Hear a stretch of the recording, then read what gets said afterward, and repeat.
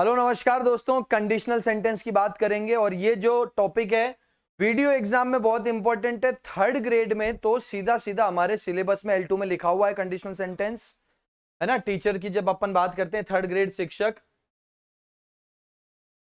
तो उसमें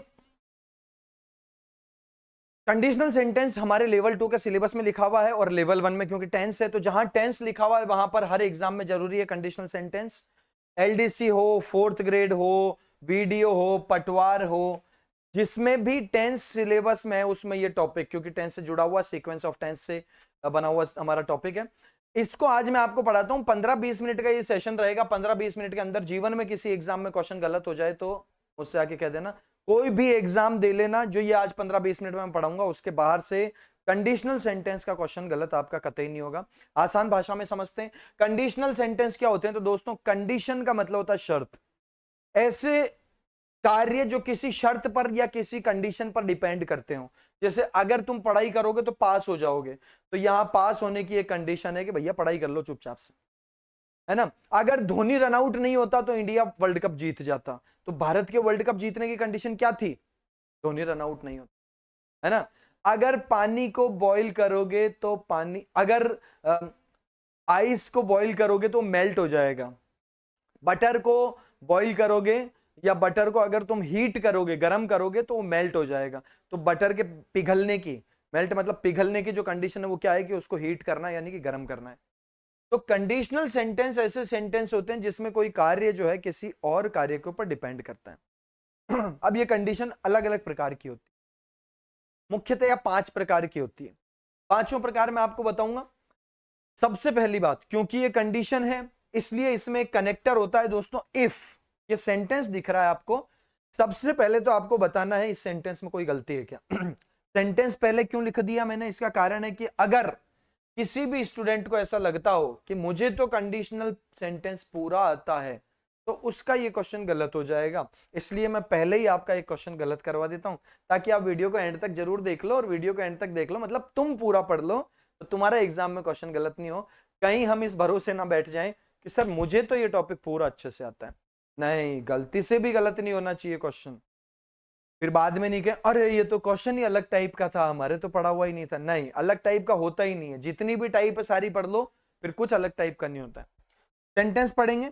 if I had saved money I would own this house now. I would own, own का मतलब होता है मालिक होना या किसी चीज को खरीद लेना, पोजीशन कर लेना, अपने पास रख लेना। तो इफ आई हैड सेव्ड, यहां इफ के साथ दिख रहा है हैड और सेव्ड वर्ब की थर्ड फॉर्म यानी पास्ट परफेक्ट टेंस। आमतौर पे स्टूडेंट्स की ये बात सुनी हुई होती है कि जब इफ के साथ पास्ट परफेक्ट टेंस होता है तो आगे जाके हम लिखते हैं वुड हैव प्लस वर्ब की third form, would have plus verb की थर्ड फॉर्म। लेकिन दोस्तों इस सेंटेंस में वुड हैव नहीं आएगा, यही सही है। इस सेंटेंस में कोई गलती नहीं है। इस सेंटेंस में सर वुड हैव क्यों नहीं आया, जबकि इधर तो पास्ट परफेक्ट लिखा हुआ है? जानने के लिए इस वीडियो को एंड तक जरूर देखें। वापस आते हैं हमारे टॉपिक पर। सेंटेंस का टॉपिक का नाम क्या है? Conditional sentence. कंडीशनल सेंटेंस मतलब कोई कार्य किसी दूसरे कार्य पर निर्भर करता हो, किसी शर्त पर निर्भर करता हो, तो उसे हम कहते हैं कंडीशनल। अब कंडीशन जो है अलग अलग प्रकार की होती है। पहले नंबर पे हम जिस कंडीशन की बात करेंगे उसको कहते हैं जीरो कंडीशनल। जीरो कंडीशनल नाम याद रखने की जरूरत नहीं है, आपको काम याद रखना है। ये बताता है फैक्ट्स को, ठीक है। यानी जब हमने ऐसा कह दिया यदि तुम ऊंचाई की तरफ जाओगे तो ऑक्सीजन का लेवल कम हो जाएगा, यदि हम ऊंचाई की तरफ जाते हैं तो ऑक्सीजन का लेवल कम हो जाता है। या हम कहें कि अगर तुम बटर को गर्म करोगे, हीट करोगे, तो वो जो है पिघल जाएगा, मेल्ट हो जाएगा। यानी ये एक फैक्ट है, तथ्य है, बिल्कुल। कभी भी अगर आप बटर को मेल्ट करोगे तो 100% वो मेल्ट हो ही जाएगा। या संभावना जो है काम के होने की ये 100% है, यानी कि यहां जो काम होगा वो 100% होगा।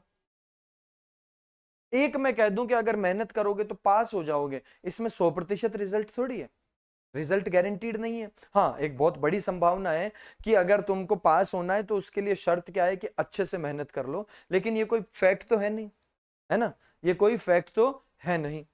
तो ऐसे सेंटेंस को लिखने के लिए इफ के दोनों तरफ प्रेजेंट सिंपल टेंस होना चाहिए। ये कंडीशन स्टूडेंट आमतौर पे नहीं पढ़ते हैं, आमतौर पे वो एक ही याद रखते हैं, अगर इफ के साथ प्रेजेंट सिंपल दिखेगा तो हम फ्यूचर सिंपल कर देंगे। 3 स्ट्रक्चर याद किए हुए होते हैं केवल, और फिर एग्जाम में क्वेश्चन गलत होता है तो फिर आप सोचते हो कि ये सब्जेक्ट ही टफ है, नहीं सब्जेक्ट टफ नहीं है, थोड़ा अधूरा पड़ा हुआ है ना। 3 कंडीशन पड़ी हुई होती है आमतौर पे। फर्स्ट कंडीशनल, इफ के साथ प्रेजेंट सिंपल आएगा तो आगे फ्यूचर सिंपल लगा देंगे। लेकिन ये देखो, इफ के साथ प्रेजेंट सिंपल है तो आगे प्रेजेंट सिंपल भी हो सकता है, लेकिन वो कब होगा, जब हमारे पास कोई फैक्ट लिखा हो। यानी कि मेरे को सेंटेंस लिखना है, इफ यू हीट बटर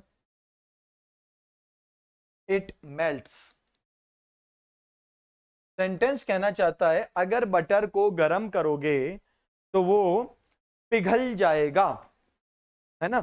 यहां एक फैक्ट लिखा हुआ है दोस्तों, और फैक्ट जो है 100% जिसका रिजल्ट आए, यानी कि अगर गर्म करोगे तो 100% है कि वो पिघल ही जाएगा। और फैक्ट है इसलिए दोनों तरफ प्रेजेंट सिंपल, हीट वर्ब की फर्स्ट फॉर्म है, ये भी प्रेजेंट सिंपल है, और मेल्ट्स जो है ये वर्ब की फर्स्ट फॉर्म में एस और एस जुड़ा हुआ, ये भी प्रेजेंट।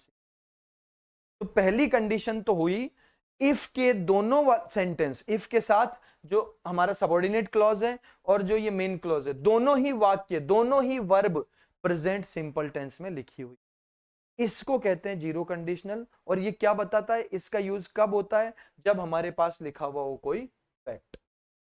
दूसरी कंडीशन, इसका नाम तो हमने रखा है फर्स्ट कंडीशनल, हमने नहीं मतलब जो ग्रामेरियंस हैं उन्होंने लिखा है फर्स्ट कंडीशनल, लेकिन ये जो है फर्स्ट कंडीशनल, इसका नाम याद हो चाहे ना हो, लेकिन इसकी टेंस याद होना चाहिए। इफ के साथ प्रेजेंट सिंपल आएगा तो आगे जाके सर हम फ्यूचर सिंपल लिख देंगे। ये क्या दर्शाता है, ये हाई पॉसिबिलिटीज को दर्शाता है ना। भविष्य में कोई काम हो जाएगा या प्रेजेंट में कोई काम हो जाएगा तो उसके ऊपर कोई शर्त डिपेंड करती है, जैसे कि अगर पढ़ाई करोगे तो पास हो जाओगे, ठीक है।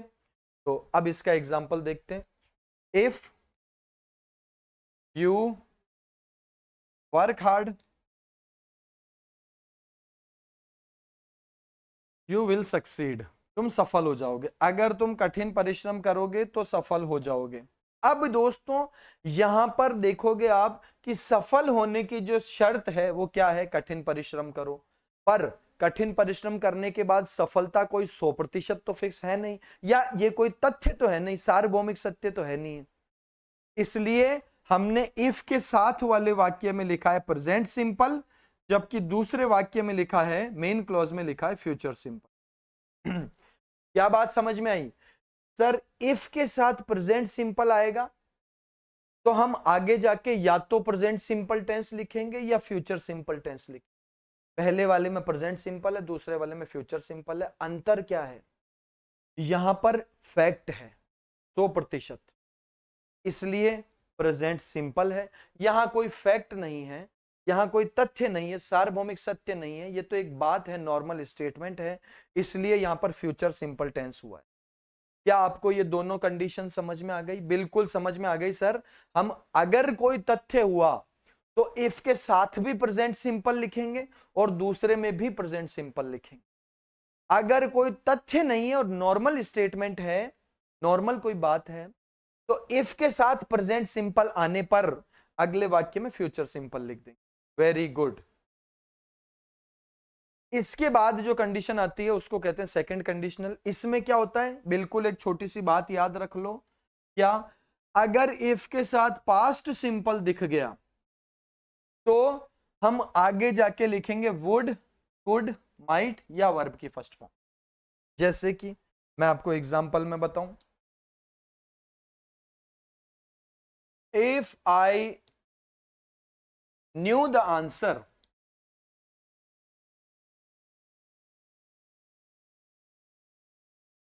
आई वुड टेल यू। अगर मुझे जवाब पता हो तो मैं तुम्हें जरूर बता देता या बता दूंगा।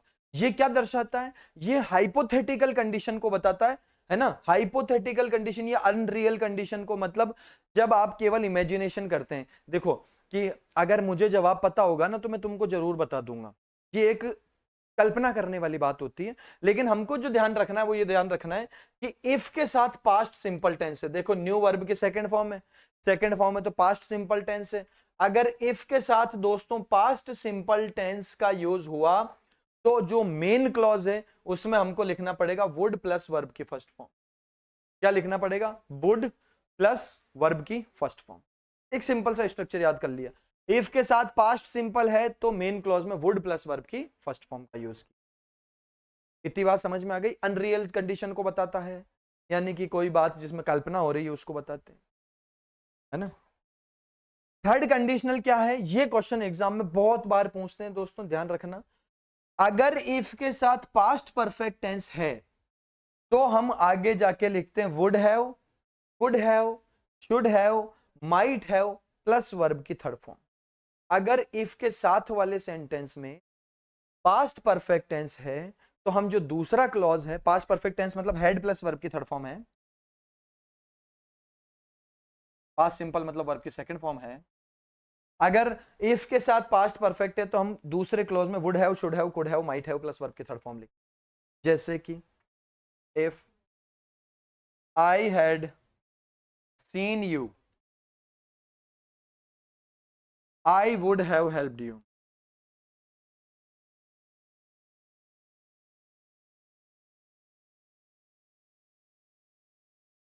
दोस्तों इस थर्ड कंडीशनल में हम एक डिफरेंट पास्ट की कामना करते हैं। मान लो पास्ट में कोई एक बात हो गई आपके साथ, कोई गड़बड़ बात हो गई और आप सोच रहे हो कि काश ऐसा नहीं हुआ होता और इसके अलावा कुछ होता तो बात कुछ और होती। जैसे अगर मेरे एक नंबर और आ जाता तो मैं सरकारी नौकरी लग जाता। मान लो पास्ट में आपका कोई एग्जाम हुआ, कट ऑफ से किसी विद्यार्थी का हुआ, कट ऑफ से उस विद्यार्थी के एक नंबर कम रह गया था। अब वो थोड़े दिनों बाद, सालों बाद जाके सोच रहा कि अगर मेरे एक और नंबर आ जाता तो मैं उस टाइम अधिकारी बन जाता।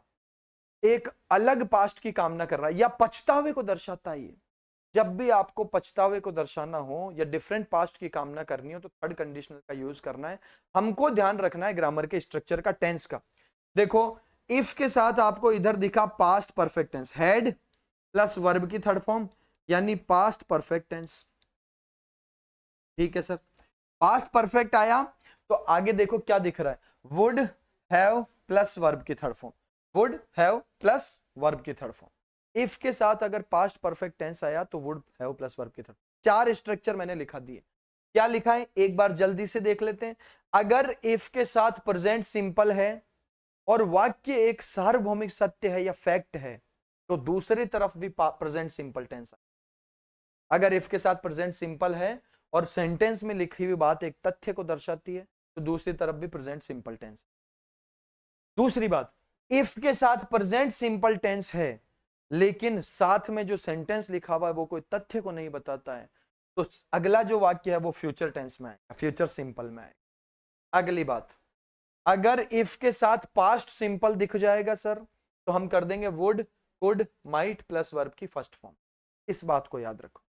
अगर इफ के साथ दिख रहा है पास्ट परफेक्ट टेंस यानी कि हेड प्लस वर्ब की थर्ड फॉर्म है तो आप आगे लिखोगे would have, could have, might have plus verb की थर्ड फॉर्म। और ये मैंने एक एक एग्जांपल दे दिया। इफ के साथ पास्ट परफेक्ट है तो वुड हैव प्लस वर्ब की थर्ड फॉर्म। पास्ट के पछतावे को बताना है। 2019 वर्ल्ड कप में सेमीफाइनल में महेंद्र सिंह धोनी रन आउट हो गए थे। अब आप बैठे बैठे सोच रहे हो कि उस दिन धोनी रन आउट नहीं होता तो भारत विश्व कप जीत जाता। तो ये जो पास्ट के पछतावे की है उसको थर्ड कंडीशनल में हम लिखते हैं if Dhoni had not been run out India would have won the world cup. ठीक है दोस्तों, ये होते हैं हमारे कंडीशनल के बेसिक्स। अब मैं इसके अंदर कुछ क्वेश्चंस आपको पूछ लेता हूं दोस्तों और उसका जो है आप जवाब दे देना। और उसके अलावा मैं आपको बताऊंगा वो पहला क्वेश्चन जिसमें एक्सेप्शनल केस था और वो क्या था दोस्तों।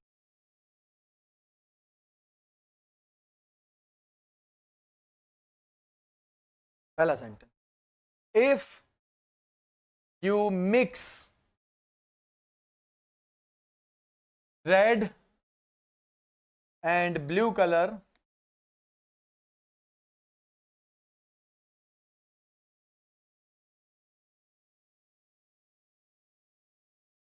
you get purple color।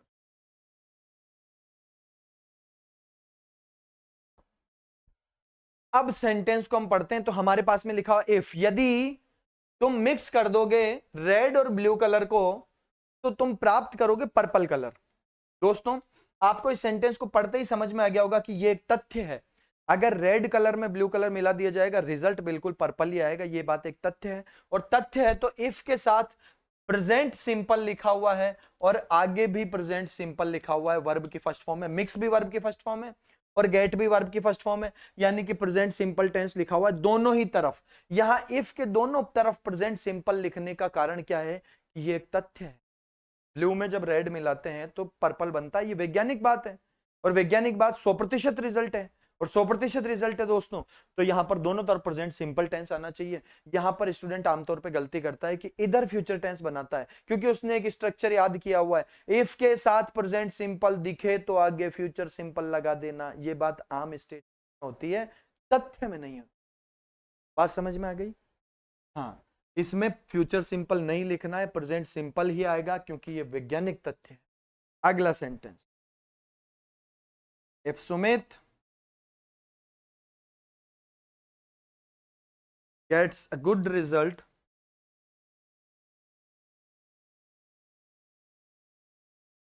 his father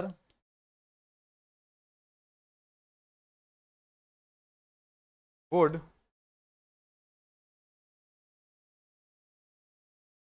gift him a bike। अगर सुमित अच्छा रिजल्ट लाएगा तो उसके पिताजी उसको बाइक गिफ्ट कर देंगे। यहां पर हमने देखा इफ के साथ प्रेजेंट सिंपल आ रहा है, गेट वर्ब की फर्स्ट फॉर्म में एस जुड़ा हुआ है प्रेजेंट सिंपल टेंस से। अगर इफ के साथ प्रेजेंट सिंपल आया है और सेंटेंस कोई तथ्य तो है नहीं है, साइंटिफिक बात तो है नहीं कि सुमित के पिताजी उसको बाइक दिला देंगे, ये तो एक आम बात है, जनरल स्टेटमेंट है। ऐसे में अगर सुमित के साथ, अगर इफ के साथ प्रेजेंट सिंपल आया है तो आगे फ्यूचर सिंपल आ जाएगा। दूसरे वाला वाक्य में फ्यूचर सिंपल आएगा तो वुड नहीं होता है, फ्यूचर सिंपल होता है विल, तो वुड की जगह विल होना चाहिए। इस सेंटेंस का जवाब यह है। प्रेजेंट सिंपल के साथ फ्यूचर सिंपल क्योंकि फैक्ट नहीं है, प्रेजेंट सिंपल के साथ प्रेजेंट सिंपल क्योंकि फैक्ट है। कंडीशनल सेंटेंस की बात क्लियर हो रही है। अगला सेंटेंस देखते हैं दोस्तों, if he came on time,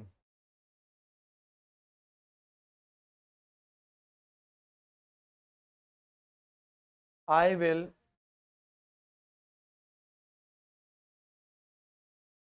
award him।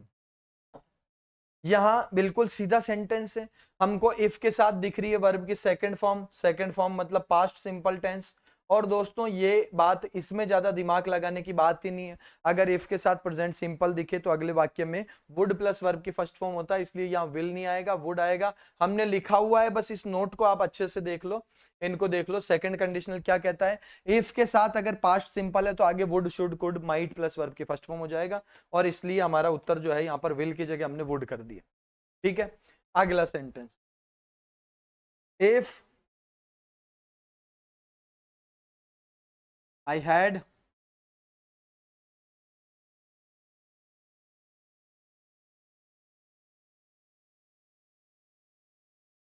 if I had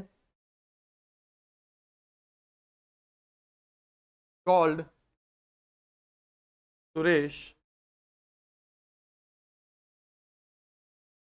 he would not go there।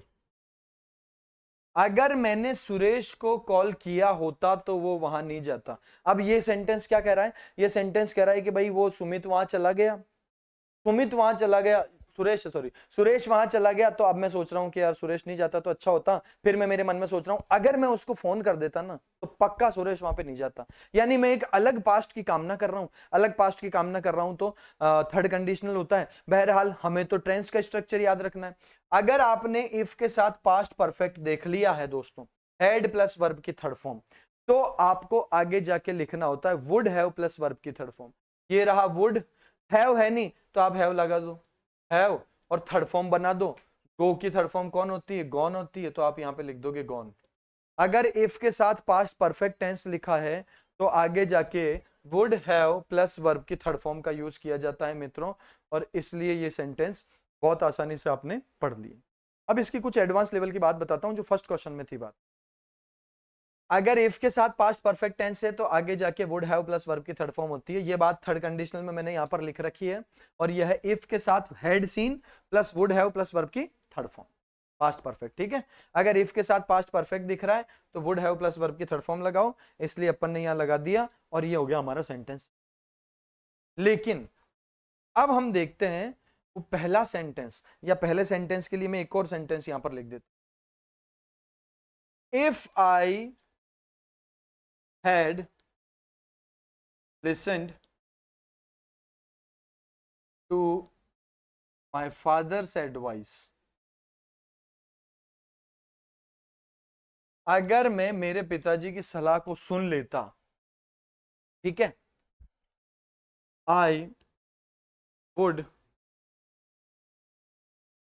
not repent today। दोस्तों इस सेंटेंस को कहा जाता है मिक्स कंडीशनल। ध्यान से सुनना, ये कोई नहीं पढ़ाएगा, ये सिर्फ मैं पढ़ा रहा हूं आपको। एग्जाम में क्वेश्चन पूछ लेगा, पता ही नहीं चलेगा। सेंटेंस 90% पढ़ा हुआ है, लास्ट के 10% नहीं पढ़ा, उस चक्कर में क्वेश्चन गलत हो गया। अब आपने टॉपिक को 90% तो याद कर लिया, बाद के 10% के चक्कर में आपका क्वेश्चन हो गया गलत, तो ये बात बहुत गलत है। या तो उस 90% को ही मत पढ़ते, या बचा हुआ 10% भी पढ़ लेते हैं, समझे? ये बात हो जाती है। मिक्स कंडीशनल में क्या होता है, अगर आपको इफ के साथ पास्ट परफेक्ट दिख रहा है तो आप आगे जाके लिखो वुड प्लस वर्ब की फर्स्ट फॉर्म।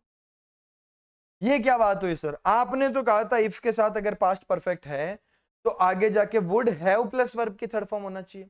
परंतु दोस्तों ये सेंटेंस एक अलग प्रकार का सेंटेंस। ये सेंटेंस क्या कह रहा है, सुनना। अगर धोनी रनआउट नहीं होता तो भारत वर्ल्ड कप जीत जाता। धोनी रनआउट भी पास्ट में हुआ है, भारत का वर्ल्ड कप भी पास्ट में है, जीत भी पास्ट में ही होती। अगर मैंने तुम्हें उस दिन देख लिया होता तो मैं तुम्हारी मदद जरूर करता। मैंने तुम्हें देखा भी पास्ट में ही होता, मदद भी पास्ट में ही करता, सारी बात पास्ट की। लेकिन इस सेंटेंस को पढ़ोगे तो ये सेंटेंस कह रहा है अगर मैं पास्ट में मेरे पिताजी की सलाह मान लेता तो आज मैं पछताता नहीं। पछताने वाली जो बात है वो टुडे आ गई है। इसका मतलब इस सेंटेंस का जो परिणाम है वो प्रेजेंट को दर्शा रहा है, और जब परिणाम प्रेजेंट को दर्शाता है तो इसको मिक्स कंडीशनल कहते हैं दोस्तों। ठीक है, और मिक्स्ड कंडीशनल में ये होता है पास्ट परफेक्ट के साथ वुड प्लस वर्ब की फर्स्ट फॉर्म। कहने का तात्पर्य है अगर आपको इफ के साथ पास्ट परफेक्ट टेंस दिख जाए, कौन दिख जाए, पास्ट परफेक्ट टेंस दिख जाए, और उस सेंटेंस के परिणाम में कोई प्रेजेंट का शब्द लिखा हुआ हो तो आपको पास्ट परफेक्ट के साथ वुड प्लस वर्ब की फर्स्ट फॉर्म का यूज करना है, हैव नहीं लगाना है और थर्ड फॉर्म हैव नहीं लगाना है और थर्ड फॉर्म नहीं लिखनी है। वुड प्लस वर्ब की फर्स्ट फॉर्म का यूज करना है पास्ट परफेक्ट है। बोलो मेरी बात समझ में आ गई कि नहीं है? बिल्कुल आ गई है। इसको मिक्स्ड कंडीशनल सेंटेंस। ठीक है, अब जैसे मैंने आपको पहले जो सेंटेंस दिखाया था आप उसमें आराम से देख पाओगे कि इफ के साथ में पास्ट परफेक्ट टेंस लिखा हुआ है, हैड प्लस वर्ब की थर्ड फॉर्म, लेकिन यहां पर एक शब्द दिख रहा है आपको नाउ, यानी कि अगर मैंने पैसा जोड़ लिया होता पास्ट में, ये बात तो पास्ट की है कि पैसा पास्ट में जोड़ा होता, लेकिन जो आगे परिणाम है वो प्रेजेंट का है कि आज मेरे पास में ये बंगला होता या एक घर होता, ये घर आज अब मेरा होता। नाउ प्रेजेंट के अंदर इसका परिणाम आ रहा है, इसलिए यहां पर वुड हैव नहीं आएगा, यहां पर वुड प्लस वर्ब की फर्स्ट फॉर्म आएगी। बात समझ में आ गई? बिल्कुल आ गई सर। ये है कंप्लीट कंडीशनल सेंटेंस। इसके बाहर से क्वेश्चन बन ही नहीं सकता क्योंकि है ही नहीं, सारी कंडीशनल बता दी है। अच्छा एक लास्ट बात बता देता हूं मैं आपको जल्दी से कि ये जो थर्ड कंडीशनल है ना इसमें इन्वर्जन हो सकता है। इन्वर्जन मतलब इसमें हम हेड को पहले लिख सकते हैं सब्जेक्ट के, इस हेड को मैं पहले लिख सकता हूं, लेकिन जब मैं पहले लिखूंगा ना तो एक काम करना पड़ेगा। इफ अगर मान लो मैं इसमें हेड को सब्जेक्ट से पहले लिख दूं, यानी आई हेड की जगह हेड आई लिख लूं अगर, तो ध्यान रखना ये भी बिल्कुल सही है, लेकिन इस सेंटेंस में अब इफ का यूज नहीं किया जा सकता, इफ को हटा देना। तो एक लास्ट बात है, ये सब में नहीं होता है, ये केवल थर्ड वाली कंडीशन में होता है भैया। क्या होता है, अगर आपने थर्ड कंडीशनल में हेड को, पास्ट परफेक्ट टेंस में जो हेड होता है उस हेड को सब्जेक्ट के पहले लिख दिया है तो ये हटाना पड़ेगा, आगे वही रहेगा वुड हैव प्लस वर्ब की तरह। अब आप चाहे कोई सा भी एग्जाम दो, इस सेशन को देखो, इसमें जो मैंने 5 स्ट्रक्चर दिखे हैं वो देखो, मैंने जो बात कही है वो सुनो, ये एग्जाम्पल देखो, और इसके बाद कोई सा भी एग्जाम जाके दे दो दुनिया का, कंडीशनल सेंटेंस का क्वेश्चन गलत। ठीक है दोस्तों, मिलते हैं अगले सेशन में। अच्छा, 2 important, very very important news आपको मैं बता दूं, बहुत इंपॉर्टेंट, कि वीडियो स्पेशल इंग्लिश का कोर्स जो है दिव्य दृष्टि क्लासेस से आप परचेज कर सकते हैं मात्र 199 रुपए में। जो हमारी थर्ड ग्रेड टीचर है, थर्ड ग्रेड टीचर, इसका L1 का और L2 का दोनों का कोर्स आप परचेज कर सकते हैं मात्र 299 रुपए में दिव्य दृष्टि क्लासेस ऐप से। दिव्य दृष्टि क्लासेस अगर आपने डाउनलोड नहीं कर रखा है तो प्ले स्टोर से दिव्य दृष्टि क्लासेस ऐप डाउनलोड करो।